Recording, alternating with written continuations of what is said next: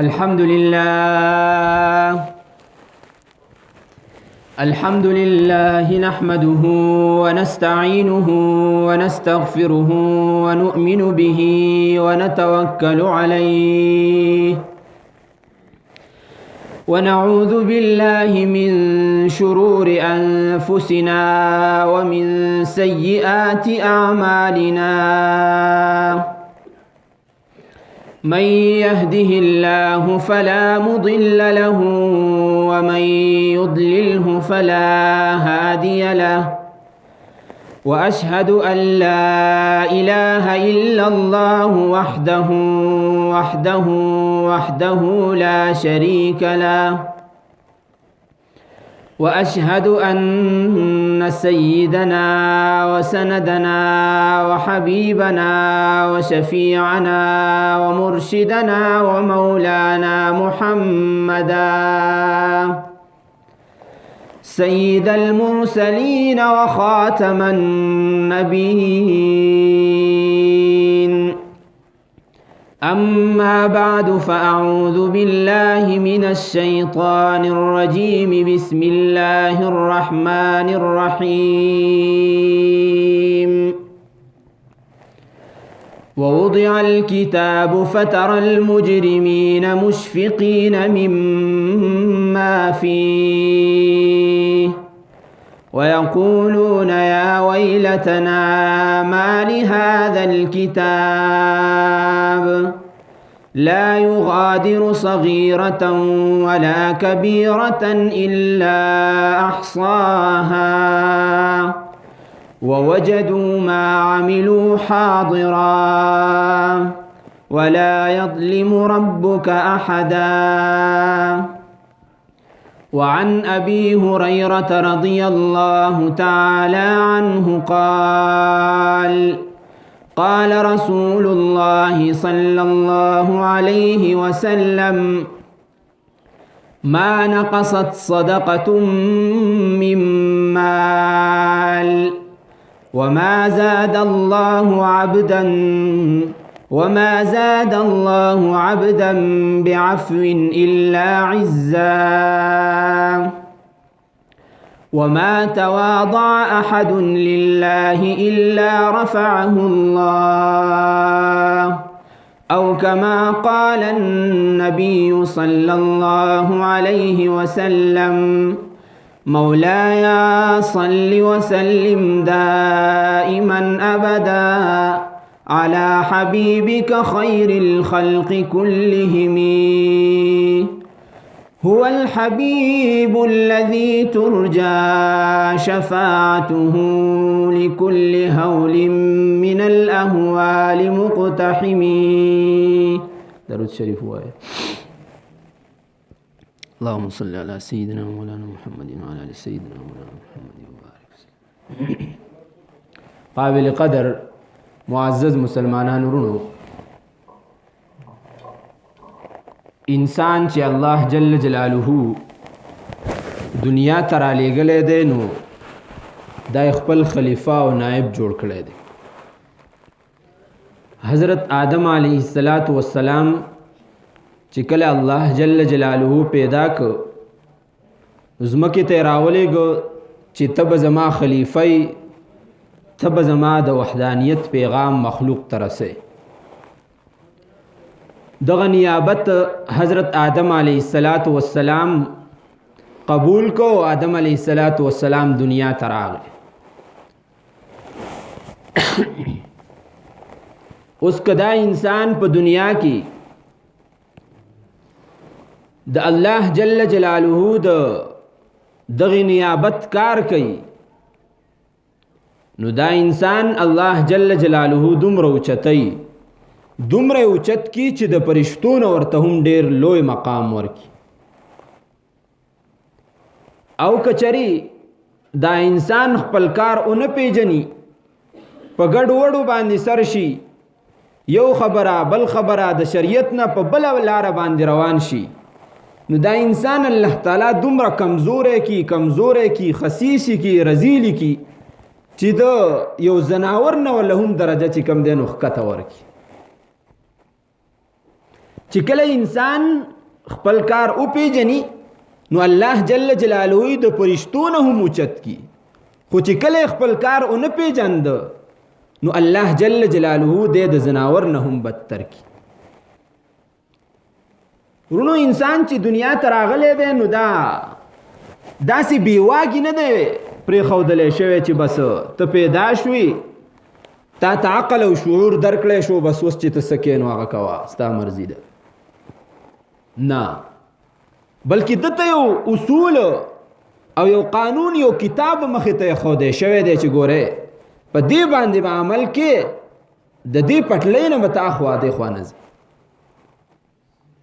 همدغه وجه دا بزرګان فرمایي چې دا دین او شریعت دا یو لاره ده. تاسو دنیا کې وګورئ کچرې یو کس د دې پټلۍ نه د دې لارې نه د دې کرښې نه وښویده او بل طرف ته روان شو نو یره دغه کېدلی شي چې سبا د قیامت په ورځ باندې به هم دا انسان د پل صراط د دې پټې نه او د دې کرښې نه په بل طرف روان شي، لاندې جهنم ته به ګزار شي. په دنیا کې وګورئ کچرې یو کس په دغه لار باندې سیده روان دی نو سبا د قیامت په ورځ په دغه پل صراط باندې به هم دی سیده تیریږي او جنت ته به داخلېږي. نو عرض مې دا کو چې په دنیا کې انسان داسې نه دی پرېښودلی شوی چې بس څه کوه ستا اعمال ریکارډ کېږي. نه، د انسان هر یو عمل که ورکوټی دی او که لوی دی، که پټ دی او که ښکاره دی، هر یو عمل ریکارډ کېږي. الله جل جلاله د دې انسان سره یو دوه نگرانان مقرر کړي دي چې کرامن کاتبین ورته ویلی شي. د دې انسان هر یو عمل هغې نوٹ کوي، که بد عمل کوي هم یې نوٹ کوي، که ښه عمل کوي هغه هم هغې نوٹ کوي. او د ده یو ریکارډ تیاریږي، یو فایل تیاریږي. سبا به د قیامت په ورځ باندې دغه فایل د ده مخې ته د الله جل جلاله پیش کېږي او وایي چې دا پلان کې سړی دی، دا یې نوم دی، دا د فایل نه د ټول کاغذات دي د دنیا په کم وخت کې کم کار کړی او کم کار د نیکۍ کړی او کم کار د بدۍ کړی او ګناه یې کړې وه، دا ټول څیزونه به الله جل جلاله ته د ده مخې پیش کړی شي. نو الله جل جلاله د دې انسان دپاره دوه نگرانان مقرر کړي دي، کرامن کاتبین ورته ویلی شي. یا چې هغه انسان څه کوي، که بد عمل کوي او که نیک عمل کوي هغه لیکلی کي. ښي طرف ته په اوږه باندې یو فرشته، ګس طرف ته په اوږه باندې یو فرشته، او بیا په دې دواړو فرشتو کې دا ښي طرف والا مشره جوړه کړې ده. دومره الله جل جلاله رحیم ذات دی چې کله یو انسان د نیکۍ اراده وکړي نو الله جل جلاله حکم کړی دی چې تاسو په دې اراده باندې هم د دیو اجر او ثواب لیکئ. خو چې ګناه اراده دې وکړه نو تر هغه وخته پورې وایي مه لیکئ تر څو پورې چې ده په دې ګناه باندې عمل نه دی کړی، د ګناه دا کار د کړی نه دی. او بیا دومره رحیم ذات دی، کریم ذات دی چې دا ښي طرف والا یې مشره جوړه کړې ده نو دته دا هم ویلی دي چې ته به نیکۍ لیکي، ګس طرف والا ته ویلی دي ته به بدۍ لیکي. خو چې ته څه لیکي نو د ښی والا طرف نه به د دې فرشتې نه به تپوس کې چې آیا زه دا ولیکم اور که وایي نه لیکم. چې کله یو انسان ګناه وکړي نو دا ښي طرف والا فرشته دې ګس طرف والا فرشتې ته وایي لا لیکئ مه، لږ صبر ورته وکړه، شاید دا انسان توبه وباسي او اډو سره نه د دې کاغذاتو ته د دې فایل ته د دې ریکارډ ته مونږ دا ګناه اون خېجو. الله جل جلاله به بغیر د لیکلو نه مخکې معاف کړي. لږ صبر وکړه چې کله انسان ګناه وکړي سم وخت تیر شي او دا انسان توبه ونه باسي، دا غینه باندې ورته دا فرشته حکم وکړي وایي ځه د توبې توفیق میلاو نه شو ته اوس دا ولیکه. چې کله سبا د قیامت په ورځ باندې مونږ ته دا خپل فایل مخې ته شي، دا ریکارډ مخې ته شي، نو هغه به مونږ ته واورولی شي. ووضع الکتاب فترى المجرمين مشفقين مما فيه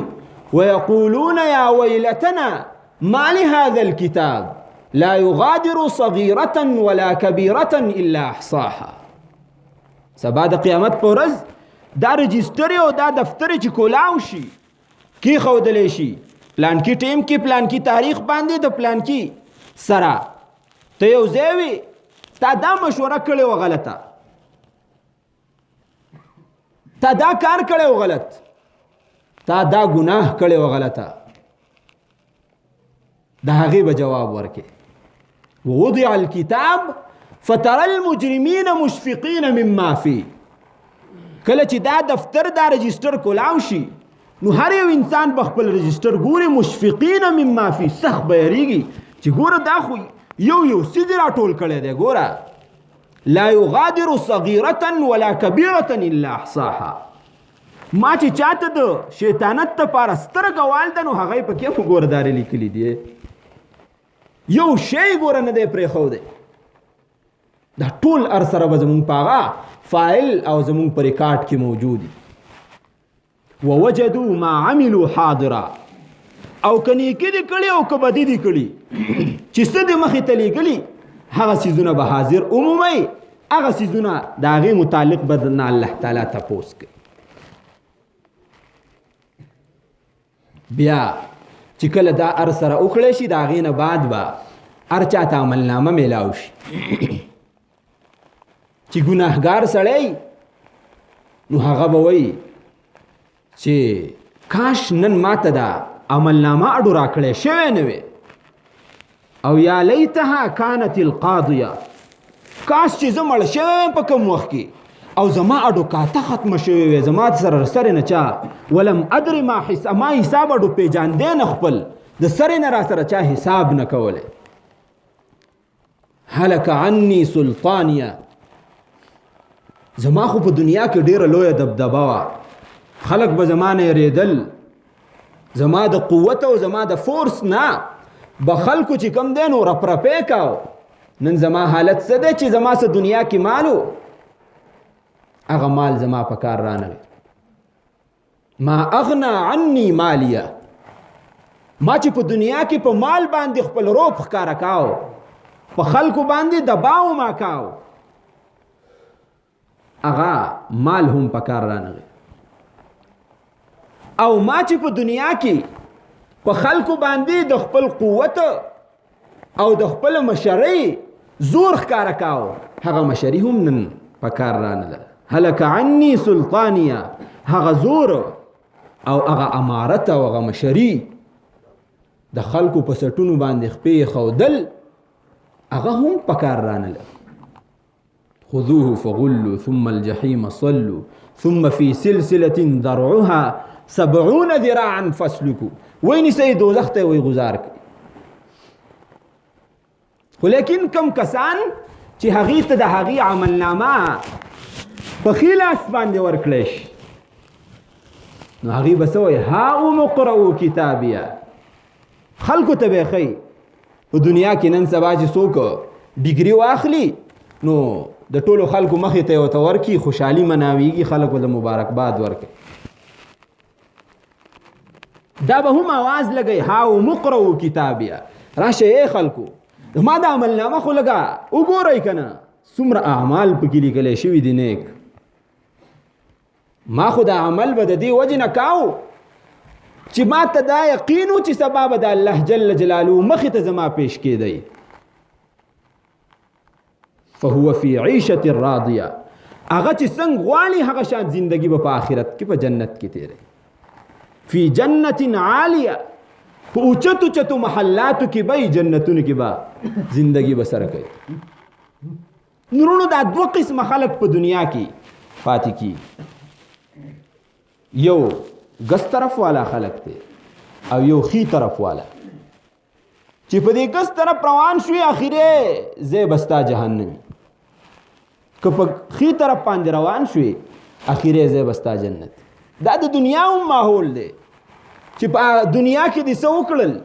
د کیکر ونه دې وکرله هغه راغټه شوه نو هغه به تاله امونه نه نیسي، هغې نه به ته لرګې حاصلې.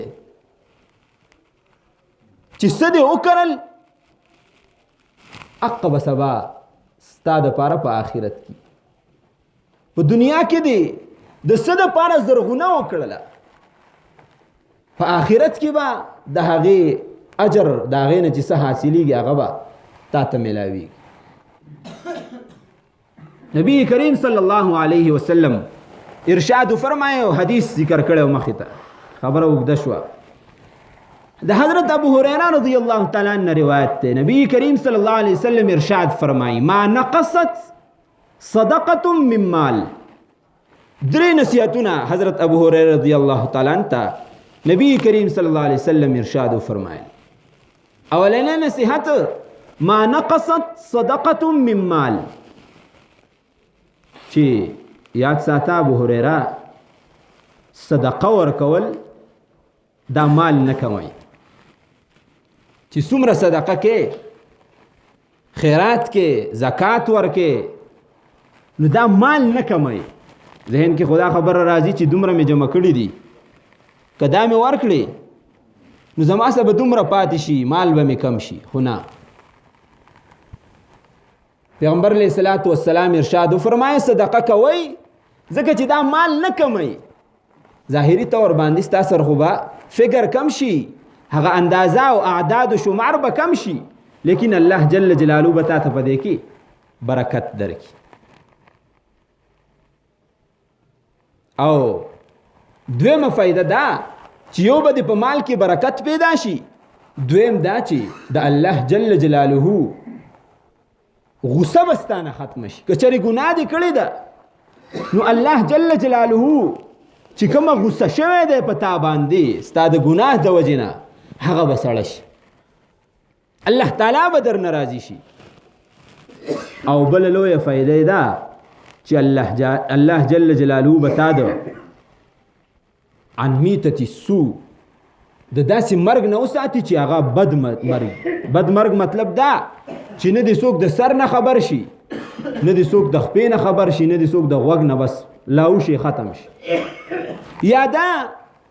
چې اسې نه په یو غلط کار کې ونیولی شي د هغې د وجې نه تا ته مرګ راشي او ته مړ شي دا د صدقې د وجې نه به الله جل جلاله تا ته دومره برکت درکړي اوس په صدقه کې څنګه برکت راځي داسې برکت راځي چې د حضرت موسی علیه السلام زمانه کې یو کسو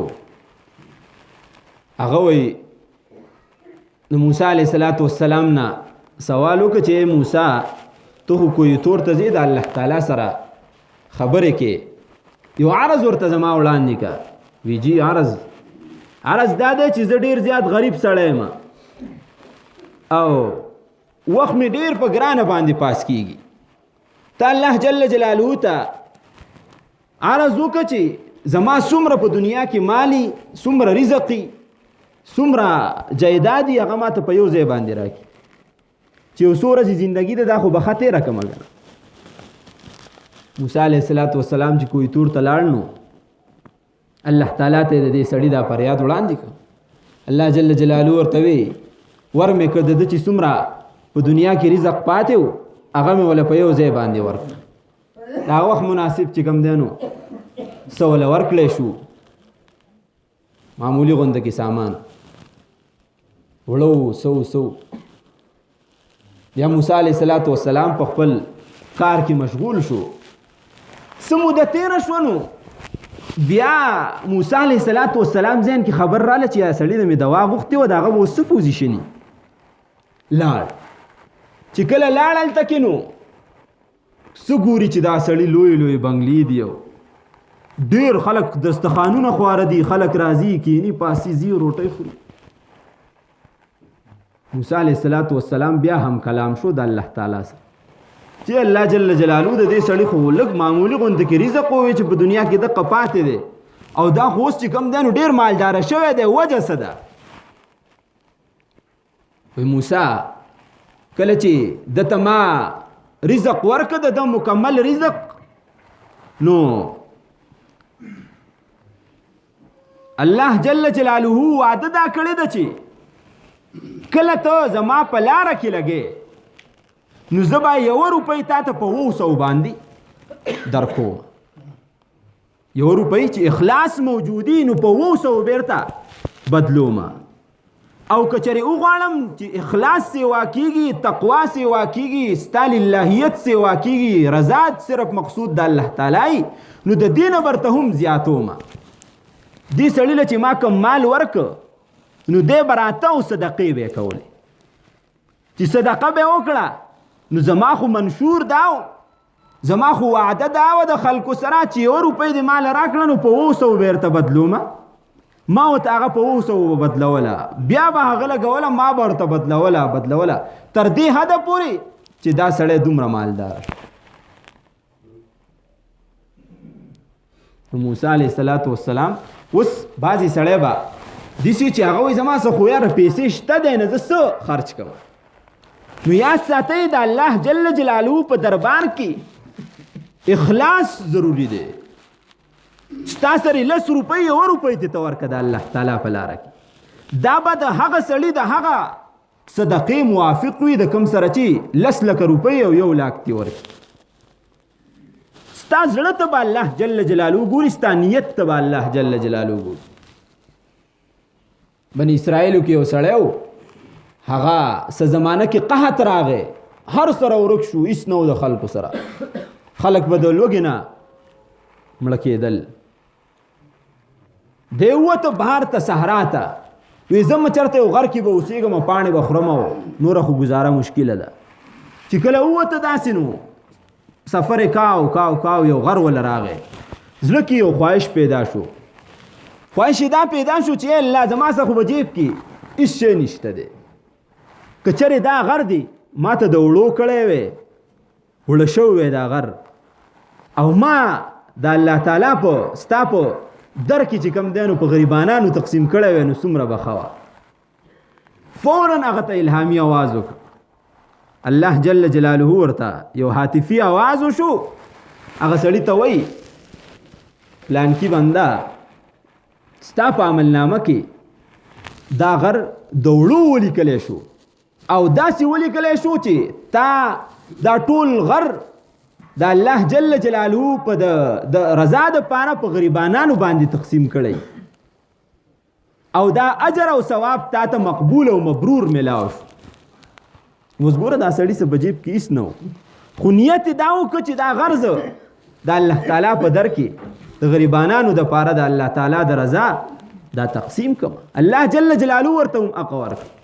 نو عرض مې دا کو، نبی کریم صلی الله علیه وسلم ارشاد وفرمایه چې ما نقصت صدقه من مال، یاد ساتئ صدقې کوئ او دا صدقه ستاسو مال کمی نه، الله جل جلاله به تاسو له ډېر درکوي. ګوره انسان ته الله جل جلاله مال ورکړی دی، په دې کې د انسان څه خاصیت شته دی ذاتي طور باندې؟ نشته دی که نه. ستا در له څوک راغی، ستا دروازې له څوک راغی، ته هغه داسې مه لېږه چې هغه وشړه. ستا د ګاډي شیشه چا وټکوله چې لږې پیسې راکړه، ته هغه داسې مه لېږه. دلیل کې دا مه پیش کوه چې مړه دا سړی خو چې کوم دی نو دا د کاروبار جوړ شوی دی، دغه سوال غوښتل نه. یو بزرګ متعلق راځي عبدالغفور مدني صاحب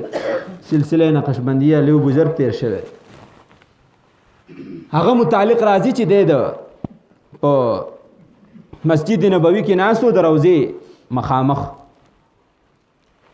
یو کس راغی تپوس یې ته وکړه چې حضرت دلته کې دا بیکاریان ډېر ګرځي، دا سوالګري، دیو له 1000 روپۍ ورکوم او که نه. او دا خبرې ورسره هم وکړې چې دا چې کوم دی نو کاروبار یې جوړ کړی دی او دا پیسې غونډوي صرف او مستحقین نه دي. هغه ورته واجبه خبره ارشاد وفرمایله چې بچیا تا ته الله جل جلاله څومره لوی نعمتونه درکړي دي، ډېر زیات نعمتونه راکړي دي، ډېر نعمتونه راکړي دي. وی ته د هغې نعمتونو مستحق یې؟ وی نه جي په ما کې خو هغه ځای نشته، خو بس الله جل جلاله یې راکوي. نو دقه حکم چې کوم دی نو دلته کې دی چې ګوره الله جل جلاله تعالی مال درکړی دی، اگر چې هغه مستحق نه دی، خو څه ناسته ته خپل چې کوم دی نو جیب ته وګوره او د هغه سره مدد وکړه، داسې شړه مه کچره دقه بیکاری الله جل جلاله د ته مال ورکي او تا وته ودري دا د الله جل جلاله نه څه ګرانه ده نه الله جل جلاله په یو ټک دا کولی شي خو لیکن تا ته ګوري ستا جانچ پړتال کوي چې دا سړی د الله تعالی په لاره کې څه ورکوي او که نه نو یوه خبره حضرت ابو هریره رضی الله تعالی عنه ته نبی کریم صلی الله علیه وسلم ارشاد وفرمایله چې ته صدقه کوه صدقې سره به ستا مال سیوا کیږي او زمونږ دپاره نن اهمه موقع ده چې د الله تعالی کور جوړیږي دا د الله تعالی کور جوړیږي چې څومره زمونږ نه کیدی شي په دې کې خپل مدد وکړو اخلاص وکړو که خپل لاسره نه نو دومره خو وکړو که نه یار چې چاته وینا وکړو چې یاره زمونږ په علاقه کې مسجد جوړیږي او ته په هغې کې خپل امداد وکړه الدالو علی الخیر کفاعله هغه ته چې څومره څه میلاویږي د هغې په روپو ورکولو د هغې په خدمت کولو په مسجد منډه ترړه والو باندې هم اقمره اجر او ثواب به تا ته میلاوي داسې به کوو که نه انشاءالله دویم نصیحت نبی کریم صلی الله علیه وسلم ارشاد وفرمایو چې ای ابو هریره ما زاد الله عبدا بعفو الا عزه چې الله جل جلاله انسان ته عزت دا په دې باندې ورکوي چې یو کس راته بد ردي ووایي کنځل وکړي او په تا پسې خبرې وکړي الزامات تهمتونه ولګوي ته هغه معاف کړي الله جل جلاله به تعالی په دې باندې عزت درکوي داسې نه چې یاره دا سړی مولي صاحب مخې ته راځئ حضرت صاحب مخې ته دلته چې یاره دا سړی ما معاف کو او په دې سره زما عزت کم شو نه الله جل جلاله به تا ته په دې باندې عزت درکوي ستا وقار به سیوا کیږي په معاشره کې به ستا مقام جوړیږي چې کله ته بل معاف کړي تا ته کنځل وکړه ته په خپله خوله مه خرابوه ګنده کوه مه بلکې هغه په ښې طریقې سره رخصت کړه او بل یو وخت کم دی تفصیل مې کاو او بل یو نصیحت ورته ارشاد وفرمایو چې ما تواضع احد لله الا رفعه الله ابو هریره کم یو سړی چې د الله تعالی دپاره تواضع کوي ځان ښکته ګڼي بل غټ ګڼي ځان کمزوری ګڼي بل مشر ګڼي ځان کې تکبر نه پیدا کوي دا سړی الله جل جلاله عزتمن جوړی دا سړی چې کم دی نو الله جل جلاله اوچتی په معاشره کې لوی مقام ورکوي نن سبا زما نظریه د ټول مخلوق نظریه دا جوړه شوې ده چې یاره دا بل سړی به ښکته شي نو هله به زما عزت جوړ شي دا خبره نشته دی عزت جوړېدل مقام او رتبه حاصلول دا د بل د هر سره تعلق نه ساتي بلکې دا د هر یو انسان خپل قوت وي خپل ملکۍ چې الله جل جلاله هغه ته ورکوي د الله جل جلاله په دربار کې د عزت ته ورکولو د مقام د حاصلولو څه کمی شته هر چا ته الله جل جلاله ورکولی شي نو د دې سره د دې خبرې څه تعلق نشته دی چې بل به کمزوری شي هله به زه اوچت شمه نه الله جل جلاله هر سړی اوچتولی شي الله جل جلاله دی مونږ ته په دې خبرو باندې د عمل کولو توفیق راکړي او چې وغواړو د الله جل جلاله نه زمونږ به هر یو کار هر یو پوزیشن چې کم دی نو دا برابریږي واخر دعوانا ان الحمد لله رب العالمین